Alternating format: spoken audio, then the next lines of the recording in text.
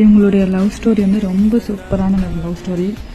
இவங்க வந்து ஃபாரினில் இருக்காங்க, சிங்கப்பூரில் இருக்காங்க. இந்த பொண்ணு வந்து இங்கே தான் இருக்காங்க, குறிஞ்சிப்பல்ல தான் இருக்காங்க.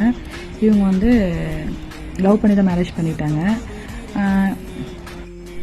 பேபி ஷவர் ஃபங்க்ஷனுக்காக இவங்க ஃபாரின்லேருந்து சாட்டர்டே தான் வந்தாங்க. சாட்டர்டே வந்து ஃபோட்டோ ஷூட் எடுத்துகிட்டு ஃபோட்டோ ஷூட் வந்தோடனே ஃபோட்டோ ஷூட்டுக்கு கரெக்டாக வந்துட்டாங்க. வந்து பண்ணிவிட்டு மறுநாள் நேற்று வந்து பேபி ஷவர் முடிச்சுட்டு ஈவினிங்கே கிளம்பிட்டாங்க.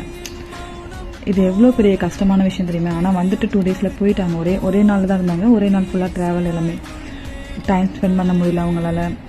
ரொம்ப கஷ்டம் இல்லை இதெல்லாம். அதனால் ஃபாரின் லைஃப்ன்றது எல்லாமே நினச்சிட்டு இருக்கீங்க.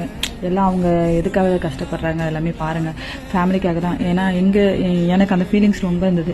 என்னோடய ஃபங்க்ஷனுக்கு எங்கள் ஹஸ்பண்ட் வரல, ரொம்ப மிஸ் பண்ணேன்.